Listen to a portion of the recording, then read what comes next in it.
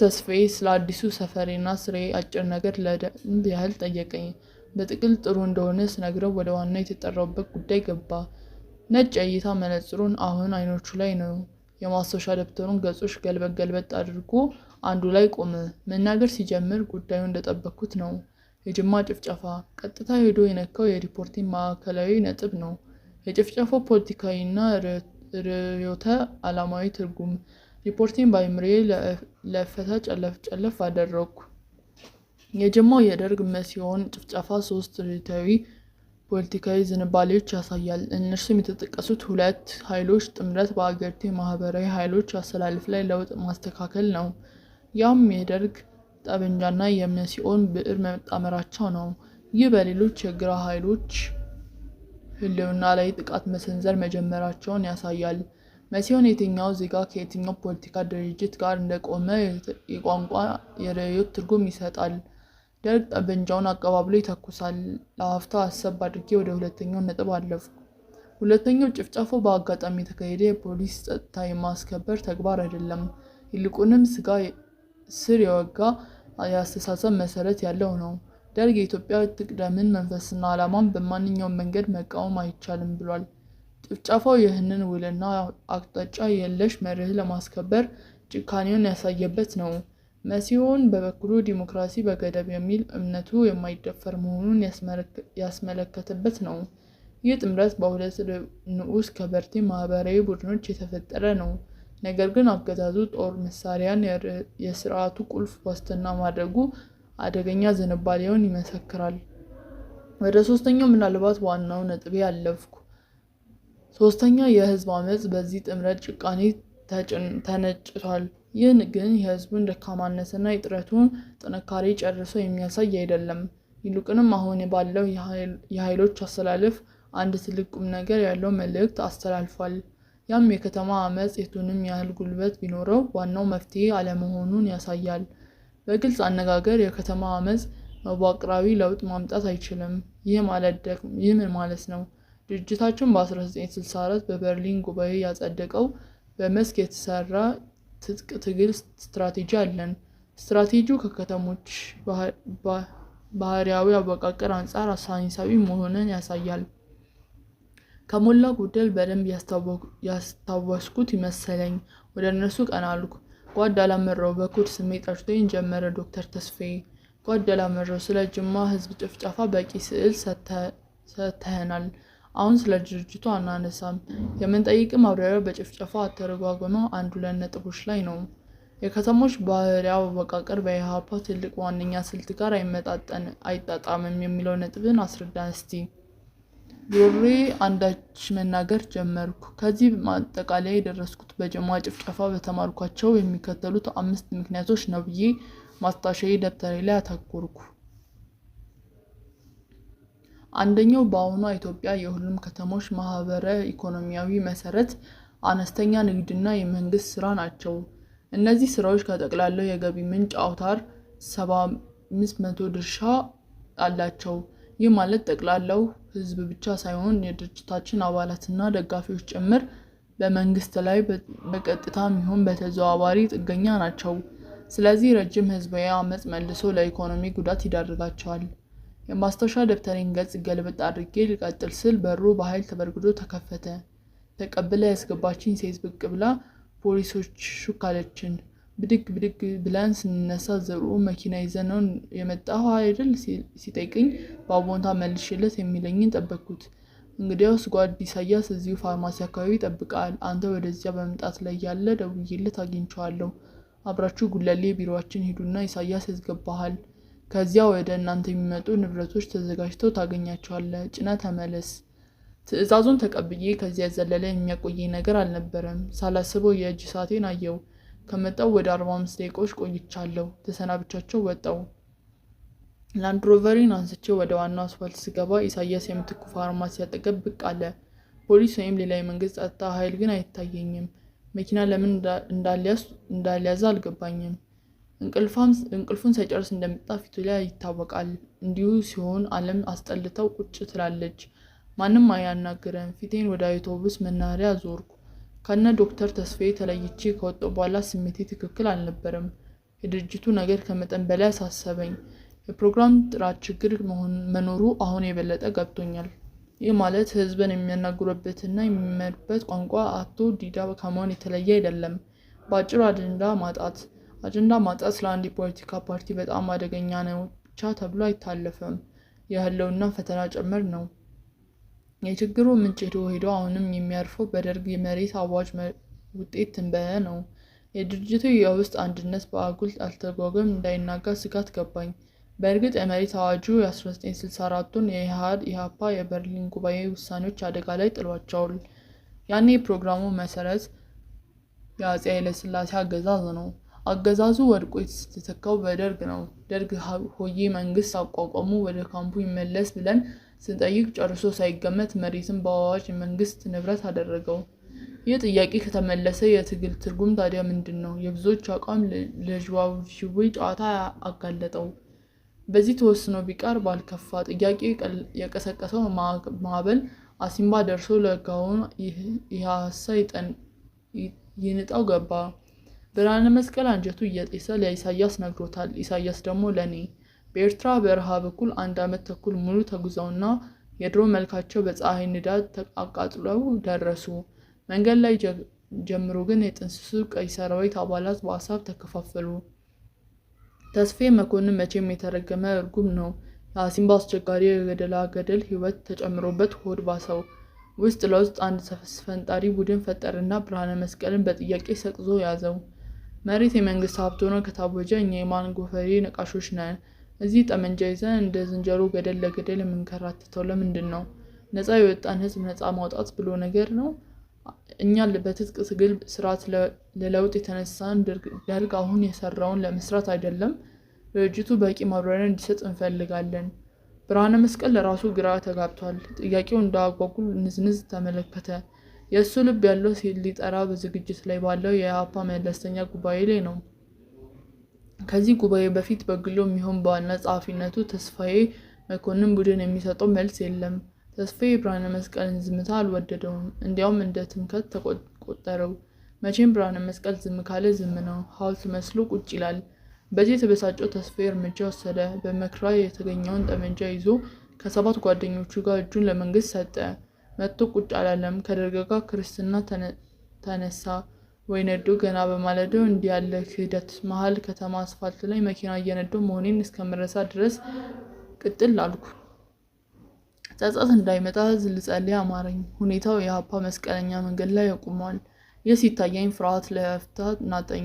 ከዚህ ያላነሰ ድንብርብር ያለኝ ደግሞ ብርሃነ መስቀል የወሰደው እርምጃ ነው። እዛው አሲምባ ወታደራዊ ፍርድ ቤት አቋቋሙ። በተስፋዬ መኮንንና በጓደኞቹ ላይ ክስ መሰረተ። ለዚያውም በሌሉበት ነው የከሰሳቸው። ክሱን ያየው ፍርድ ቤት የአንድ ቀን ውሎ ምርመራ አደረገ። በመጨረሻም የሞት ፍርድ ወሰነ። ሞት አልገባኝም። የሞት ፍርድ ማለት ምን ማለት ነው?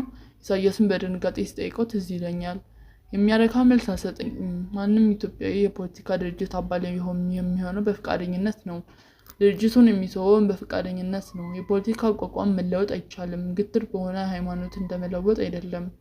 እናም መናፍቅ አያሰኝም። የተስፋዬ መኮንንና የጓደኞቹ ኩብለላ በበኩሌ የማየው በዚህ መነጽር ነው። ድርጊታቸው ምናልባት ክህደት የሚያሰኘው ነገር ቢኖር የኢህአሳ ንብረት የሚሆነው ጠመንጃ ይዘው መኮብለላቸው ነው። ያም ሆኖ ብርሃነ መስቀል ሊያስጨንቀው ይገባ የነበረ ጉዳይ አይደለም። ከተጨነቀ የሚያስጨንቀው ሰብአዊ የሆነ ኩብለላቸው ምክንያት እንጂ ቁሳዊ የሆነ ጠመንጃ መሆን የለበትም። ይሱ ትልቅ ሰው ሲሳሳት የሚባለውን ነገር እንደደረሰ እንዳይሆን። ብርሃነ መስቀል ጥሩ ህልያተኛ እንጂ ጥሩ ጄኔራል አይደለም ማለት ነው። ግራ ዘመን ፍርድ ማርክሲስት ስለሆን ክርስቲያኒቲም ስለረዘምኩ ስሟ ቅር አሰኘኝ። ወይዘሮ ማስተዋል የጽሑፍ ድንቅ ልጃቸው ቁንጅና የሚመስል ስም እንዴት እንዳጡ አልገባኝ አለ። ይህንን ሁሌ ከራሴ ጋር ሳወራ የሚገርመኝ በማያገባኝ ጣጣ ገብቼ መጨነቄ መርሳቴ ነው። ይሁን ምን አባቱ ቢታንያ ቆንጆ ናት። የቆንጆ ሴት ነገርስ የማይመለከተው ወንድ አለ እንዴ? ራሴ እንደምንም እልታዬ የተነሳሳ መንፈሴን ለማረጋጋት ስታገል ቢታንያ ደረሰች። ሰመረ ደህና አደርክ? ወይኔ ጉዴ አስጠበቅኩ እንዴ? የገባውን ቀኝ በር ከፍታ በፍጥነት ገብታ ካጠገቤ ተቀመጠች።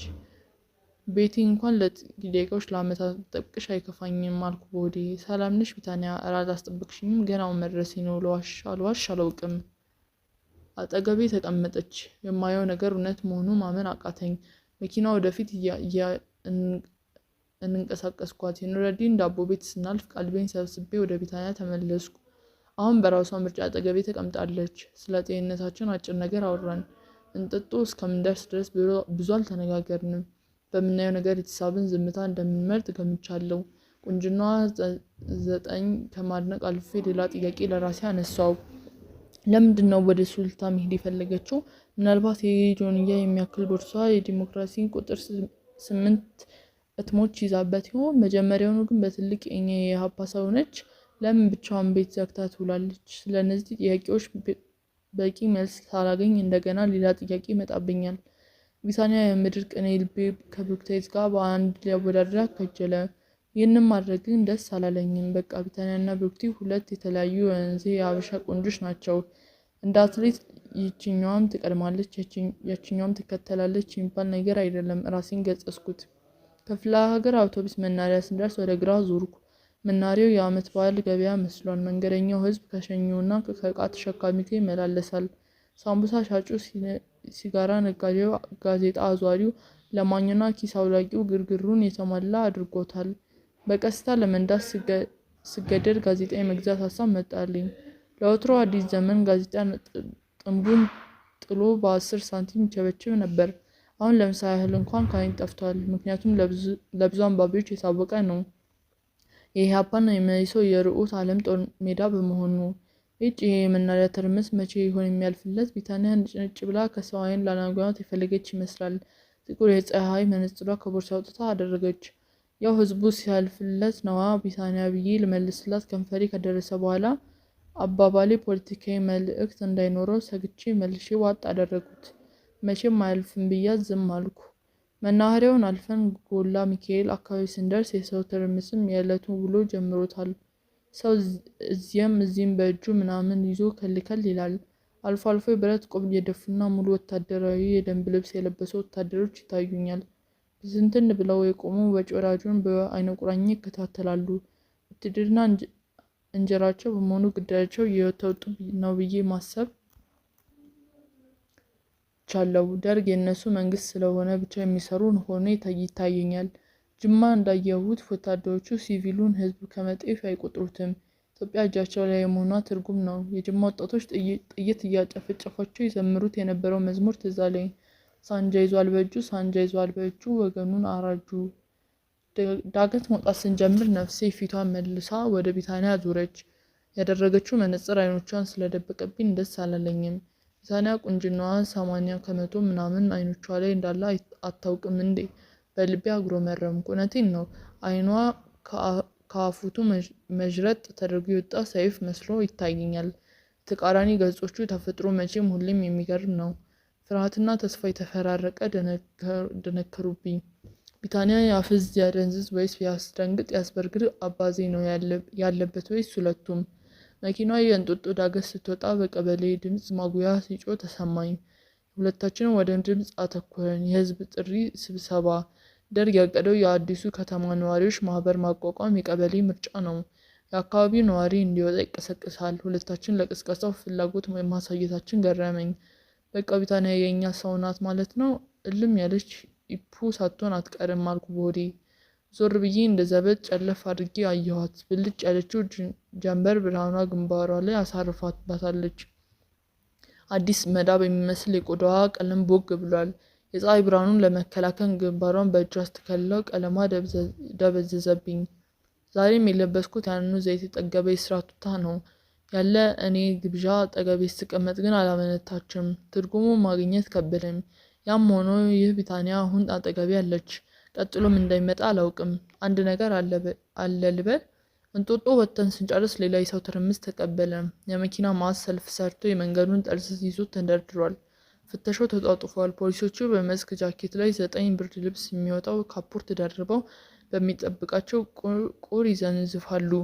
እኔ የትኛውንም ፍተሻ ለማለፍ ችግር የለብኝም። እድሜ ለብሻቱ የሚጠረጥረኝ የለም። ቢታንያ ቦርሳዋን ይዛ ወርዳ እየተፈተሸች ለፍተሻ ስትቀርብ ሆዴ ፈራ። መቼም የኢህአፓ አንድ ተልዕኮ ላይ መሆን አለባት። ዲሞክራሲ ጋዜጣ ይዛ ይሆን ጠረጠርኩ። ጥያቄ ለሁለተኛ ጊዜ አነሳሁ። ነገር ግን ሳልጨርሰው ከቦርሳዋ የጎን ኪስ የሆነ ነገር ስታወጣ አየሁ። አሽጋቸው ገና ያልተከፈተ የቅባት ዕቃና ቫዝሊን። ለፖሊሷ ሰጠቻት። የፖሊሷ ፊት በደስታ ፍልቅልቅ አለ። ቢታንያ ቦርሳዋን ከፍታ እንድትፈትሸው ስታቀርብላት ፖሊሷ አታይም። ዕቃዎቿን እንደ ብርቅ ነገር እያገላበጠች እያየች በወሬ ዛታለች። የተከፈተው ቦርሳ ሳታይ እንዲሁ ገፋ አደረገችው። ቢታንያ ቻው ብላት ወጥታ ተሳፈረች ወደ ሱሉልታ። ሳትፈተሽ አንድ ሚስጥር እንዳላት የበለጠ ጠረጠርኩ። ምክንያቱም በትክክል አላውቅም። እንጦጦ ካለፈም በኋላ የሁለታችን መንፈስ ተነቃቃ። የደራ ወሬ ጀመር። እያንዳንዱ የምትናገረው ቃል እንደ ሁሌው ከዝሩ ከሙዚቃዊ ቃና ያጅበዋል። በጣም የተገረምኩ ሌላ አሁን ያስተዋልኩት ትርኢትም አለ። ስትስቅ የሚታየው ከፊት ለፊት የላይኛው አንድ ጥርሷ ሳቋን ጣፋጭ ያደርግላታል። ይህን ሳስተውል ቅናቴ ነፍስ ዘርቶ ብድግ አለብኝ።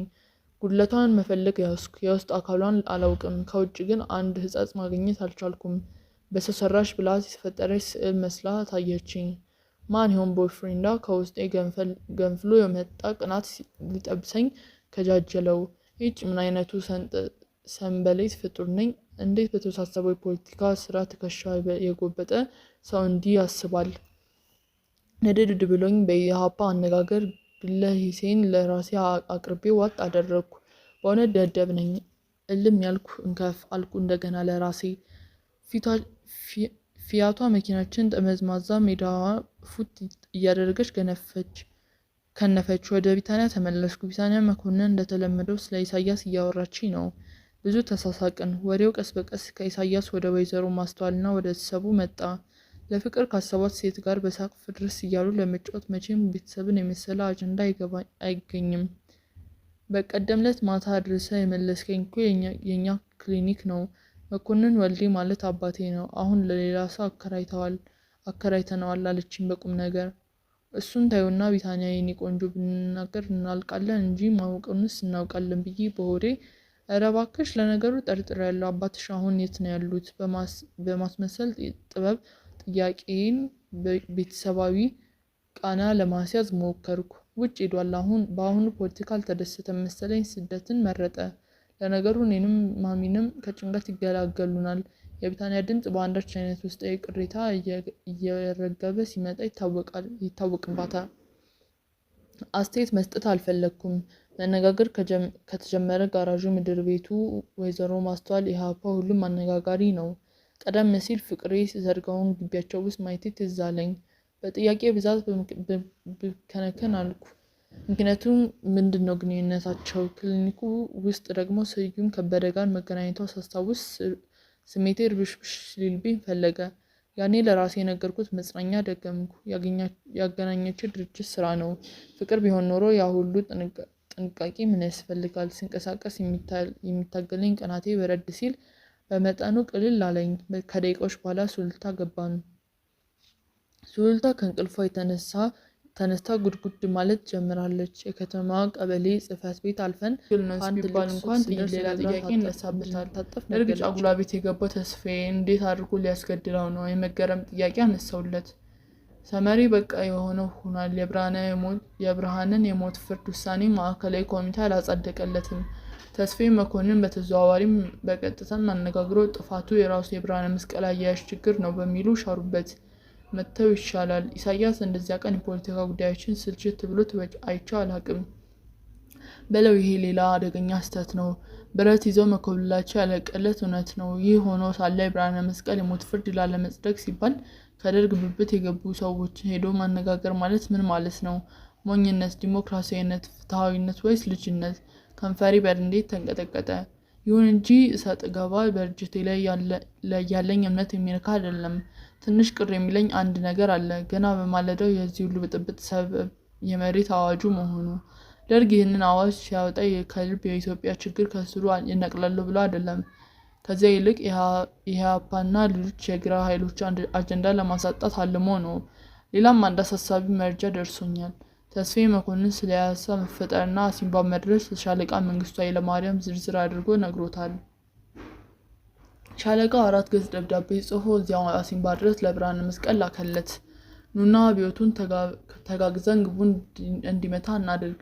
በዚህ የአብዮት አፍላ ወቅት ጠበንጃ ይዛችሁ ተራራ ለተራራ መንከራተት ምን አመጣው?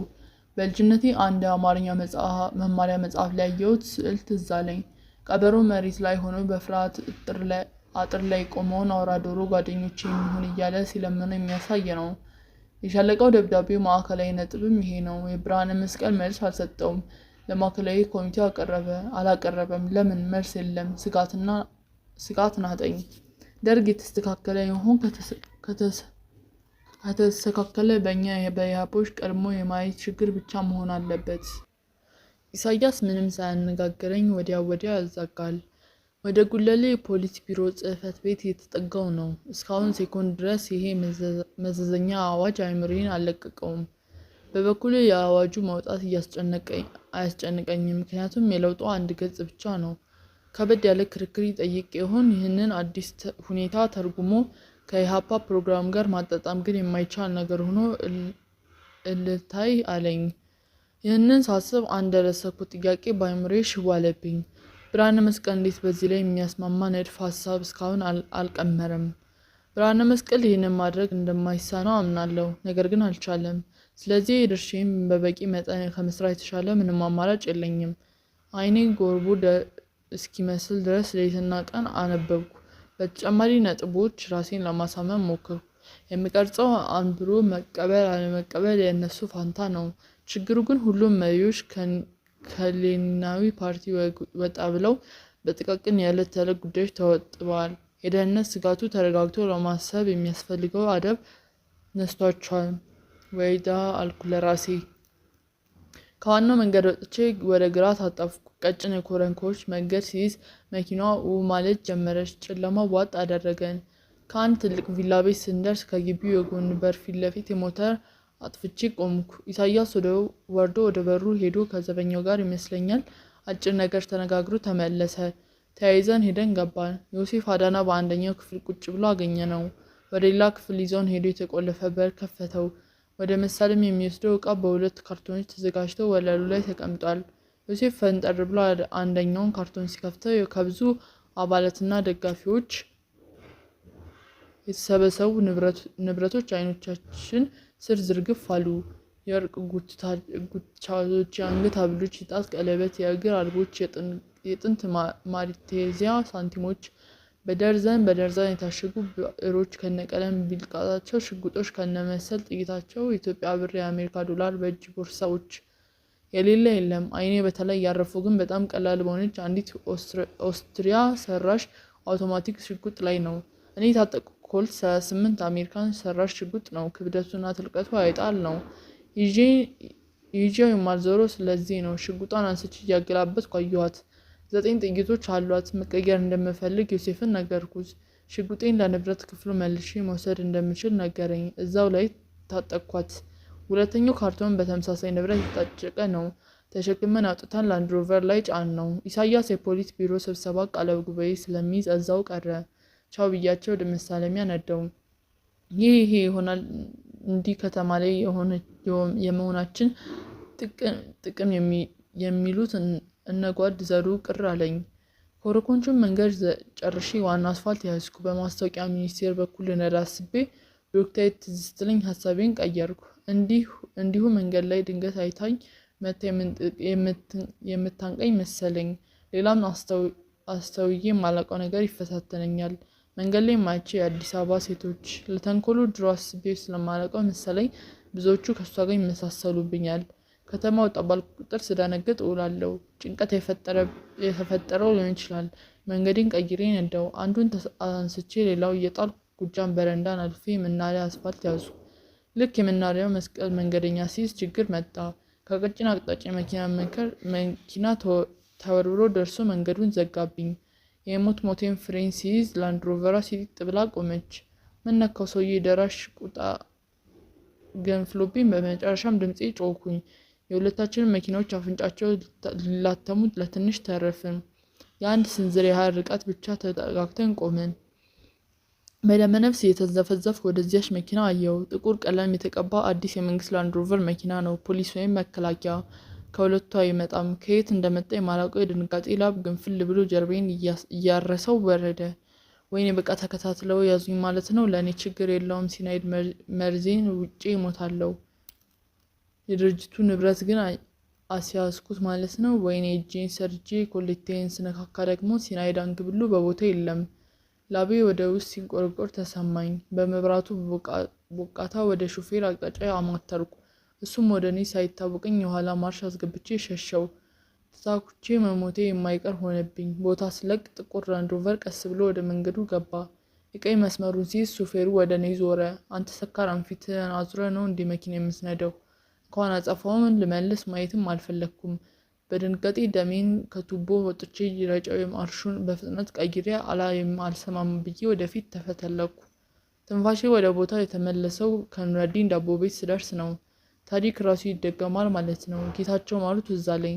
የኢሃፓ የዛሬ ዓመት በታወጀው ምሽት እያሉ አለማየሁ ተመሳሳይ ፈተና ገጥሞት ነበር። ወደ ግራ ታጥፌ ጭልልታ ወደ ዋጠው ጋራዥ ገባው። ማክሰኞ ንጋት ላይ ቅዠት የሚመስል እንቅልፍ ረበሸኝ። ሰርቅ ስነሳ ብቻ ይታየኛል። እንደምንም ታግዬ ነቃው። ምድር ቤት መኖሪያ ክፍሌ ውስጥ ነኝ። እንደ ልጅነት ዘመኔ በስመ አብ ማለት አሁን የለም። መጀመሪያ መጥቶ አይምሬ ውስጥ ስንቅር ያለው የቢታንያ ቀጠሮ ነው። መጨረሻውን ማየት ንፍቅ ብሎ ናፈቀኝ። ከፍቅረኛ ገሌት ከተለየ ወራት የተቆጠሩ ነው። ብሩክታይት በህልሜ ሳላያት ሌሊቱ ነግቶ አያውቅም። በተለይ ድምጿን በሬዲዮ የሰማው ቀን አለቀልኝ። ሙሉውን ሌሊት አትለየኝም። ብሩክትዬ ምስኪን፣ እንደዋናው ብሩክታይት ፈጣን ጊዮርጊስ ሆኜ ደርሼላት ነበር። አሁን ግን እንደ ይሁዳ በክህደት ድንገት ቁጭ አድርጊያት እልም አልኩ። ሆዴ በጣም ተንቦጨቦጨብኝ። ለአፍታ እንደገና በአይነ ልቦኔ መጣች። መጥፋቴ ረብሻ ተደጋግማ ቤቴ ብቅ ታላለች፣ ታጠኛለች። ሲቸግራ ደግሞ ደውላ ልታገኘኝ ትሞክራለች። ደብዜ የለም ሲልባት ምን እንደምትሆን ምስሏን በአይምሬ ላመጣው ሞከርኩ። ረዘም ያለ ቀይ ዳማ ፊቷ ፍም ይመስል ለሴኮንዶች የማይለያት ነጭ የእይታ መነጽሯን በንዴት ታውልቋለች። ከበድ ያሉ የከንፈሮቿን ይዘፈዘፉና ራሷን አንድ ጥቂት ጠይቋለች። በቃ ሰመረ ካደኝ። መልሷ ምን እንደሚሆን አላውቅም። ሲገምት ግን አይ እኔ እንደ ሰውዬ መቻኮል አልፈልግም፣ በትዕግስት ጠብቀዋለሁ የምትል ይመስለኛል። ከዚህ የቅድሞ አከራዮቼ ቤት ገብታ ቅስሙ በተሰበረ አነጋገር መልእክት ስትነግራቸው ይታየኛል። አደራ ከደወለላችሁ በጣም እንደምፈልገው ንገሩልኝ። ብሩክትዬ አሳዘነችኝ፣ ግን ምንም ማድረግ አልችልም። እንደ አብርሃም በግ መስዋዕት ተደርጓል። ለሌላ ለሷ የሚልቅ ዓላማ ነው። ህሊናዬ ከመጠን በላይ ንጹህ ነው። ቀን እየቀነሰ የመጣው ትዝታ ሊገነፍልብኝ ዳርዳር እያለ ነው። ኖኖ ብሩክቲ ቻው ቻው። የሸፈነኝ ብርድ ልብስ ግልጥ አደረኩት። በተገላለጥ ቁጥር ሲጢጥ ከሚል ሽቦ አልጋዬ ቀልጠፍ ብዬ ተነሳው። በዘይትና በብርሻቶ የተበላሸ ጥቁር ሰማያዊ የስራ ቱታዬን ለበስኩ። ቆዳ ጫሜን ተጫማው። ጫሜን እንደ ቱታዬ በዘይት ምክንያት አባራቅሞ መልኩን ለውጧል። ምንም አይመስለኝም። እንዲያውም ማንነቴን ልውጥውጥ ስላደረገልኝ ደስ ይለኛል። ጠቁር ያለ ሰማያዊ ቆቤን ደፋው። ከምድር ቤቴ ወጥቼ የደጀኔና የኢሳያስን ክፍሎች አቋርጬ ጣውላውን በር ከፍቼ በቀጭኗ ሚስጥራዊ መንገድ ወደ ጋራዡ። ቢታንያ የቁንጅና ድንበር። ወደ እሷ እየሄድኩ መሆኔን ሳስበው ሆዴ በሆነ አይነት እንግዳ ስሜት ብርዝ አለ። የእሷን ቁንጅና የሚመጥን መኪና ፍለጋ ማተርኩ። የፈረንጆቹን ፊያት 127 ተጠግና አልቃለች። ፈረንጆቹ ግን በዛው ብን ብለው ቀርተዋል። ተባረው እንደሚሆኑት እየገመትኩ መኪናዋን ከጋራዥ ይዣት ወጣው። ኢሃፓን በማያውቀው ጉዞ ወደ ሱሉልታ መውጣቴ ነው ትንሽ ቅር እያለኝ። የጋራዡን በር ዘግቼ መኪናዋን ወደ ዋናው የመሳለሚያ አስፋልት ነዳኋት። በቀስታ ወደ ቀኝ ታጥፌ ከኑረዲን ዳቦ ቤት ሳልደርስ የቀኝ መስመር ይዤ አቆምኩ። ኦ ቢታንያ መኮንን፣ ይሄ ላንቺ በጣም ሲያንስሽ ነው። ውስጤ ሸላላው አቀለጠው። ገና ጀንበር አልወጣችም እንጂ በደንብ ነክቷል። አይኖቼን አንዴ ፊት ለፊቴ ባለው የንጋት ትርኢት ላይ አሳረፍኩ። በዚያው ቢታንያ ከጀርባዬ ስትመጣ ማየት አለብኝ። የቀኙን የጎን መስታወት ሰረቅ አድርጌ እያየሁ መጠበቅ ያዝኩ። ቤታቸው ከቆምኩበት በግምት 70-80 ሜትር ያህል ይርቃል። እሷው ነሽ በዚህ ቦታ ላይ ቆሜ እንድጠብቃት የነገረችኝ። የሰው ክትትል የምትሸሽ ስለመሆኗ አሁን እርግጠኛ ነኝ። በሆነ ምክንያት ከፊል ህቡ ገብታለች። ይህንን ጥቂቶች ብቻ የታደሉት ቁንጅና የይዛ ከክትትል መሰወር እንዴት እንደሚያሳካላት ግን እንጃ። ግመል ሰርቆ አጎንብሶ አሉ። ለነገሩ ዘንድሮማ ማህቡ ያልገባ ይገኛል። ወደፊት ለፊቴ አማተርኩ። በጣም በርካቶች ሰዎች ኑረዲን ዳቦ ቤት ፊት ለፊት ይተራመሳሉ። የዳቦ ወረፋ ነው። የአፍሪካ የዳቦ ቅርጫት ትባል የነበረችው ኢትዮጵያ ህዝቧን አሰልፋ ዳቦ ማደል ከጀመረች 3ኛ ዓመቷን መያዟ ነው። ይህንን ሳስብ ምንም ጊዜ ውስጥ አንጀቴ በንዴት ይጠሳል። ድቅ የተፈጠረው ምክንያት አለው። ረሃብ ግን ሁሌ የተዛባ ፖለቲካዊ መስመርና ፖሊሲ ውጤት ነው። ይህ በኢኮኖሚያዊ ሚስትነቴ የማምንበት ነው። አይኔ ወደ ጎን መስታወቱ ስመለስ ቢታንያ መኮንን ቀስት መስላ ብርር እያለች ስትመጣ አየኋት። ከአንዴም ሶስቴ ፍቅር ደርሶኛል። ዛሬም በእኔ ላይ ይጫወትብኛል። ጥላሁን ገሰሰ ድንቅ ዜማ ነው። ለአሁኑ ሁኔታ የማስጠንቀቂያ ደውል ሆኖ ሲጮት ሰማኝ። እንደገና የጎን መስታወቱን ተመለከትኩ። አሁንም ቢታንያ ሙሉ በሙሉ ታየችኝ። ሰማያዊ ከፋይ ጂንስ ሱሪ አድርጋለች። ቀለል ያለ ሽፍን ጥቁር ጫማ ተጫምታለች። ረጅምና ማበጠሪያ ሲያርፍበት ልቁንቁጥ የሚለው ፀጉሯ አሁንም አይታየኝም። ጭንቅላቷ በቀይ ሻሽ ድብን አድርጋ አስራ ሸፍነዋለች። ከአንገቷ እስከ አፍንጫዋ ድረስ ነጭ ስካርፍ ተጠምጥማለች። ለቀቅ ያለና ቄንጠኛ የዝናብ ኮት አድርጋ ከአቁማዳ የሚፎካከር ቢጫ ቦርሳ አንግባለች። ስም ልሰጣት ከጀለኝ። መዘዞ መሰሎ በተወለድኩበት አካባቢ በሚነገር ቃል ደግሞ እሩጌ በፍጹም ቃል አይገልጻትም። ቢታንያ ይችን የመሰለች እንቡጥ ጽጌረዳ ለምን በአይሁድ ከተማ ስም ቢታንያ ብለው ሰየሟት?